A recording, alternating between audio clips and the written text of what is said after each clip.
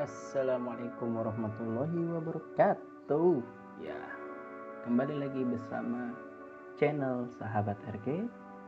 Apa kabar untuk kawan-kawan sahabat RG sekalian? Semoga kalian sehat saja di sana. Ya, untuk di video kali ini kita akan membahas tentang materi PPKN berkaitan dengan menumbuhkan kesadaran terhadap Undang-Undang Dasar 1945. Nah, sebelum kita masuk ke dalam pembahasan materi, yuk jangan lupa untuk di-subscribe channel Sahabat RG. Ya, yang pertama yang akan kita bahas mengenai kedudukan dan makna pembukaan Undang-Undang Dasar 1945. Nah, sepastinya kawan-kawan sahabat RG sekalian sudah pernah membaca atau mungkin ada yang hafal tentang pembukaan Undang-Undang Dasar 1945. Nah, coba saya beri waktu sampai 3. Siapa yang masih hafal atau sudah hafal dengan pembukaan Undang-Undang Dasar 1945? Jika masih hafal, silahkan tulis di kolom komentar ya. 1, 2, 3. Ya, tentunya kami sangat mengharapkan kawan-kawan sudah hafal dengan pembukaan Undang-Undang Dasar 1945. Nah, mari kita bahas lebih rinci. Apa sih kedudukan dan makna pembukaan Undang-Undang Dasar 1945? Kenapa harus ada pembukaan Undang-Undang Dasar 1945? Bahkan setiap hari Senin, bila kita melaksanakan upacara di sekolah, pasti ada pembacaan pembukaan Undang-Undang Dasar 1945. Kenapa? Kok harus dibacakan? Nah, semoga setelah menyaksikan video ini, kawan-kawan bisa langsung paham.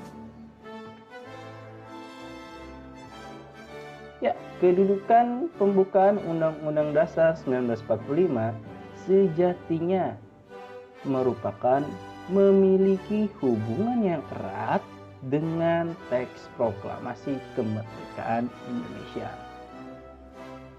Mengapa memiliki hubungan yang erat? Nah, bagaimana hubungan mereka? Nah, kita akan bahas satu persatu. Nah, tentunya kawan-kawan masih sangat hafal atau masih sangat ingat dengan teks proklamasi kemerdekaan, di mana di dalam teks proklamasi kemerdekaan yang dibacakan Insinyur Soekarno pada tanggal 17 Agustus 1945 ternyata memiliki 2 kalimat atau 2 paragraf. Tapi lebih tepatnya 2 kalimat ya.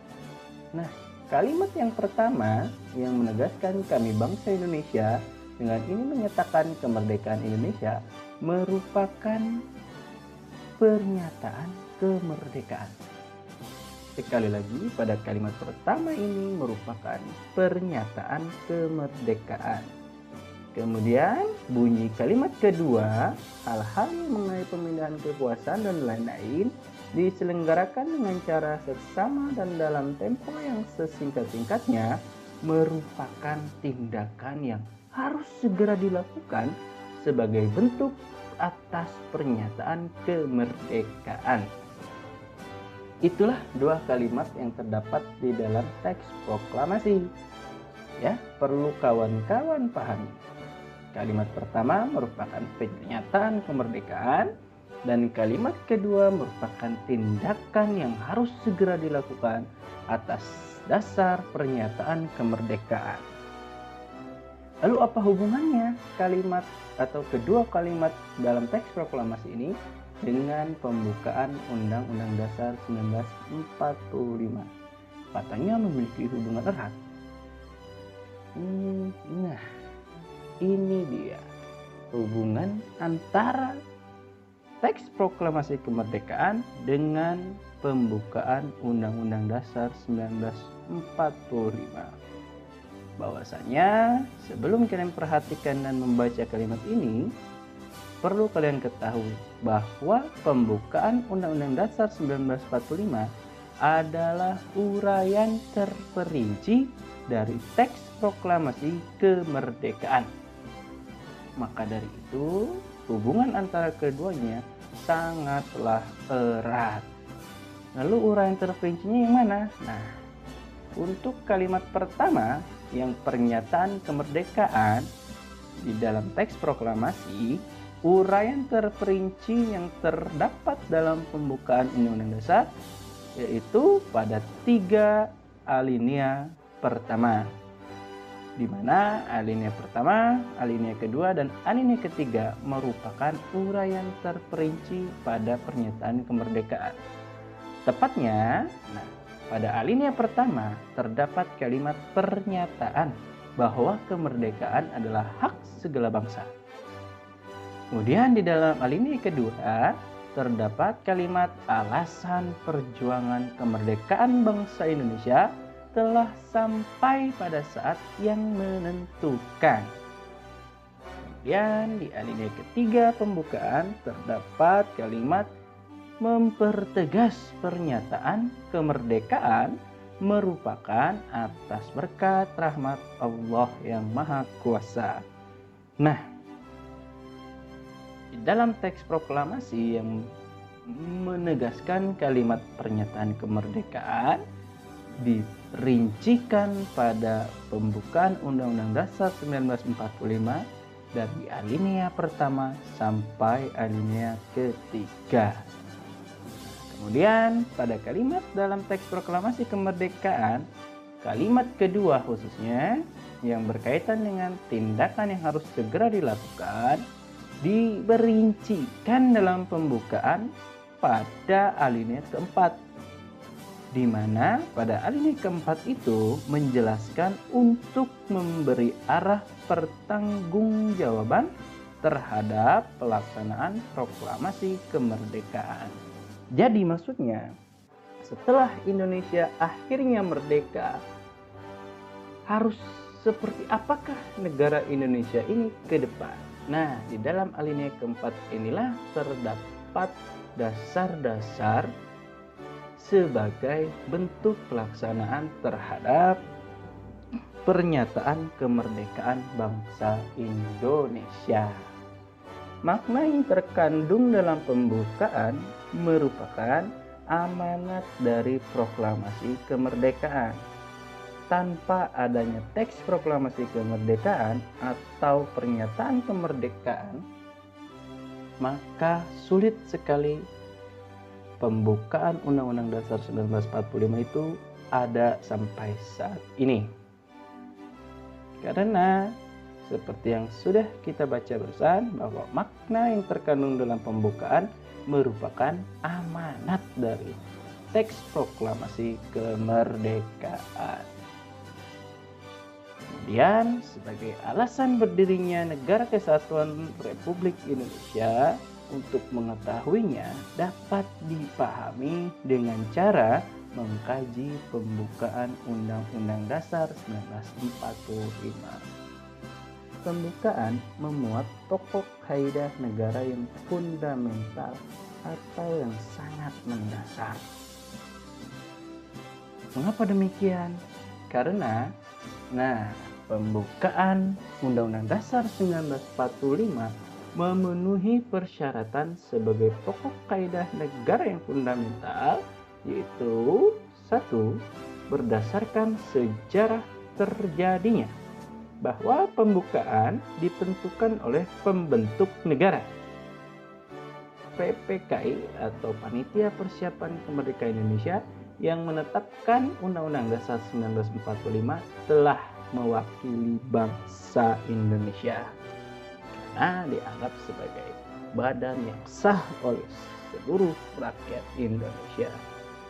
Kemudian yang kedua, berdasarkan isinya bahwa pembukaan memuat asas falsafah negara, yaitu Pancasila yang lebih jelasnya terdapat di alinea keempat. Kemudian asas politik negara, yaitu kedaulatan rakyat dan tujuan negara, di mana semuanya ini ada pada alinea keempat pembukaan Undang-Undang Dasar 1945. Dan tentunya yang ketiga, pembukaan menetapkan adanya suatu Undang-Undang Dasar Negara Republik Indonesia sebagai dasar hukum tertinggi di Indonesia. Itulah persyaratan yang telah dilengkapi oleh pembukaan sebagai pokok kaidah negara yang fundamental. Sangat-sangat penting. Nah, di dalam hukum, pembukaan Undang-Undang Dasar 1945 mempunyai hakikat dan kedudukan yang tetap, kuat, dan tidak dapat berubah bagi negara yang sudah dibentuk. Pembukaan hanya dapat diganti atau diubah pada saat negara dibentuk. Nah, Indonesia ini dibentuk tanggal 17 Agustus 1945. Maka, sampai detik ini, pembukaan Undang-Undang Dasar 1945 tentu saja tidak dapat diganggu-gugat untuk diubah. Karena hakikat dan kedudukannya yaitu bersifat tetap, kuat, dan tidak dapat berubah.